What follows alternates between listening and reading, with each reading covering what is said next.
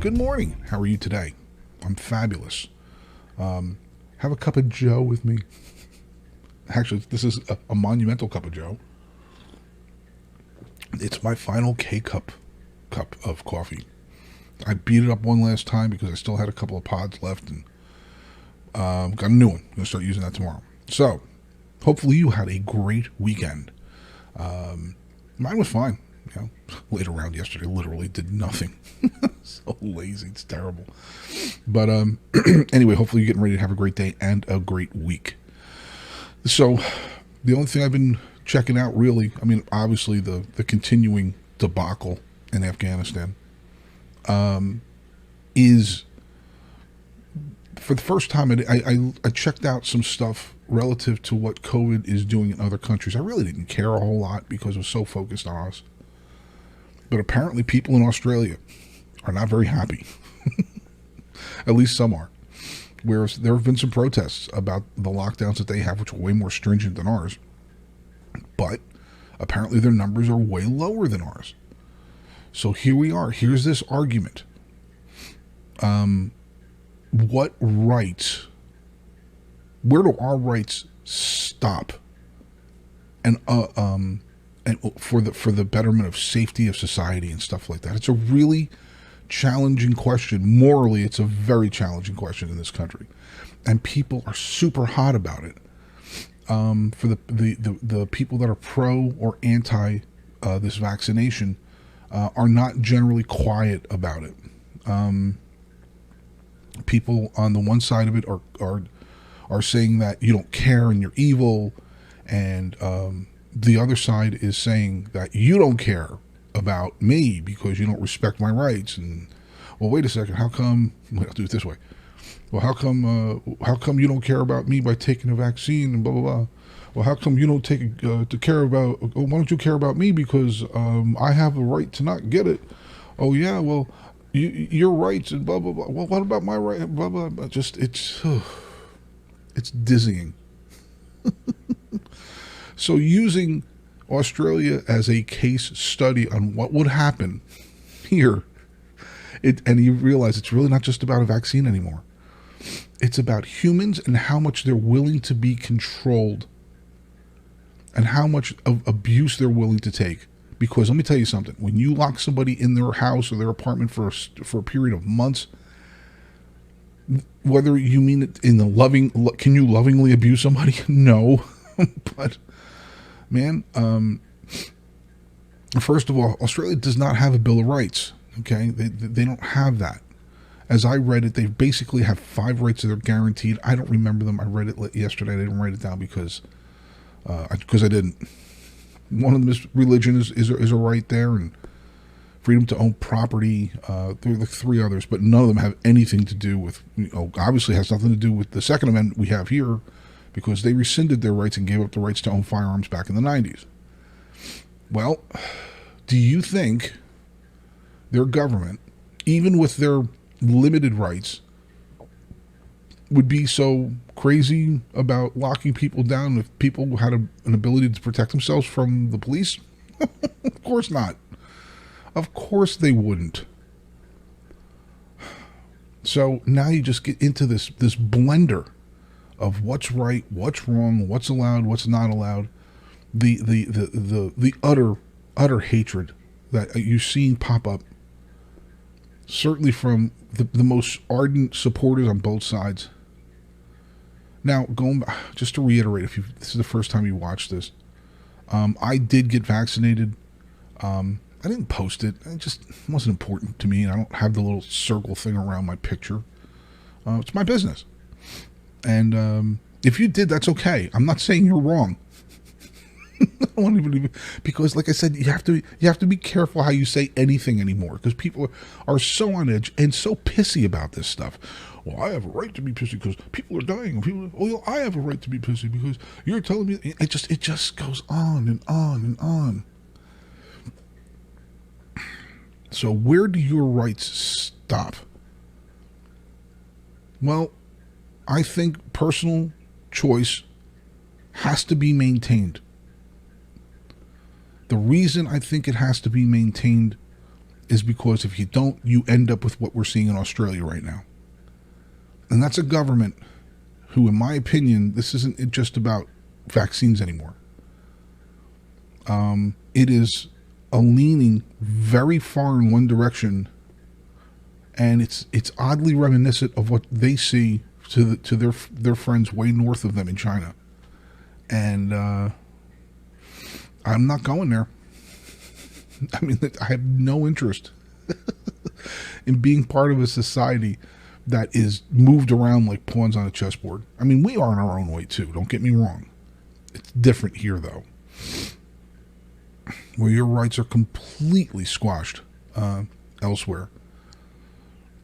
Personal responsibility has to be maintained. The right to choose has to be maintained.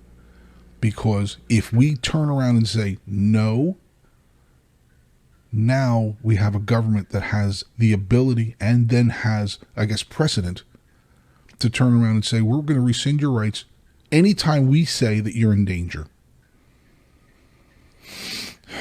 Man, I don't want politicians having that kind of power. If you do, that's fine. And if you hate me because I think that personal choice needs to be maintained because I don't want the government taking that kind of power over us, then you hate me. That's the way it goes. I am not in any way, shape, or form going to be shamed into this or pleaded into this or argued into this. I want people to take the precautions necessary to try and keep all of this stuff as low as possible. But to my pro-vaccination, far hardcore left friends, the folks, COVID's here forever. What are we doing? We're going to sit in our houses for the rest of our lives. Is that what you want to do? Have you, and I say this all the time, have you considered the ramifications of that choice? Have you considered that? We're not talking about something that's going away. There's a Delta variant, and then the media, who needs to get paid, will drum up a new variant and scare the living shit out of everybody because they need eyes on their product right now. It's bad, man. It's bad. I know this sucks. I know it sucks. I'm not saying, like I said, I'm saying I would prefer if people vaccinated themselves. I would prefer if people made a choice to think about other people first. And maybe they are in their own way. I'm not challenging them either. They have a right not to do this. I wish they would, consider this. And speaking of considering, consider this as well. People are aware of how much the media lies to us now. There's absolutely no doubt about it. That cat is out of the bag, and we know it. I talked about a poll about 4 weeks ago that came out. 29% trust in the media, and you think that's gone up in the last month, especially with what's going on in Afghanistan. You think that number's going to go up? With a completely inept administration. Oh, if you hate me for that too, you hate me. I don't know what to tell you. Okay, I'll say it every show if I have to. I don't care that they're Democrats. Democrats and Republicans mean nothing to me. But, this whole thing has gone off the rails. And now you want me to trust the media, and then you want people to trust the media after the way CNN's reporting all this stuff and MSNBC's reporting this stuff? Even Fox. No. So factor that in with people who have had it with the media. And then they see this new variant coming in. Maybe it is awful. I don't know. Just because it's COVID, man, it's not enough for me. I'm sorry. It's just not enough. I know that it's dangerous. But I could take steps to mitigate my chances of being hurt by this thing. But folks, COVID is part of our lives now. The second this was released into society, in whatever manner, I guess you can say it's possible it came from a Chinese lab now without losing every right to talk about it or something like that. Ooh, we talked about that too before. It's here. It's not going anywhere. It's a new cancer, I guess. I don't know. But locking down in our homes for an indefinite period of time every 6 months or 8 months is not an acceptable solution. We're human beings.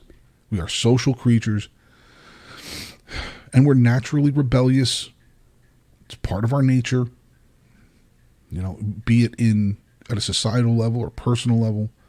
At some point, people just say, screw you, I'm doing what I want. And usually at great risk, too, in some governments, because, like I said, going back to the Australia thing, you don't have the rights in Australia that we have here. And then we have people saying, well, you care about your precious right. You bet your ass I care about them. Oh, I care about them more than I care about looking at the numbers of this COVID thing and sitting in my apartment for the next 6 months, or like I did for almost 2 months, which had a profound impact on my mental health and had a profound impact on a lot of people's health and a lot of people's lives that were never in danger of any serious danger of dying from this thing. And let me finish it with this. I'm only going to say that once today. I'm sorry if the numbers piss you off. If you're a pro-vaxxer, I really am. I really am. I'm sorry if me saying, if I get this, I have, after even before I got vaccinated, I'm sorry that I knew that I had about a 1 in 200 chance of dying from this.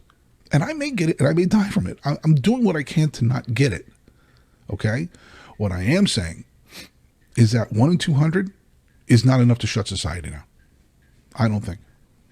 My opinion. 1 in 200 is not enough to shut society down. Because as you get younger and healthier, those odds continue to go down. Or up. I'm not even sure how you say it. The odds go down of mortality. And the most important thing, which I really wanted to say, that I understand that this thing has long-term effects and it really sucks. I know that. I know it. But you don't shut down society. That's not part of the equation when you start talking about shutting society down. Sorry. It's not. It is not part of the equation. Just because there are long-term effects to this, which suck. I understand you losing the ability to eat and tasting things and stuff like that. That's awful. I'm sorry that this happens to people. I really, really am. But that's not enough to lock people down. Well, you might. That doesn't. When we start talking about lockdowns, that's not part of the angle. That is completely outside of the equation. So here we are, down under, in our own way, I guess, and watching with intent on what's going to happen in Australia, because given the kind of power that this government, the people that are in power now, or the people behind the power now want to have, that's what they want. That kind of stringent control over your rights. No, not me. You hear the music in the background? That's my alarm. Anyway, there's my ranting for the day. Folks, I hope you have a wonderful day and a wonderful week. Please take steps to mitigate the spread of this thing. Please. But at the same time, all you can do, in my world, all you do is ask. And if you don't, you don't. I'm not going to hate somebody if they don't. What do I care? It's your life. Be careful. I love you so much. Have a great day.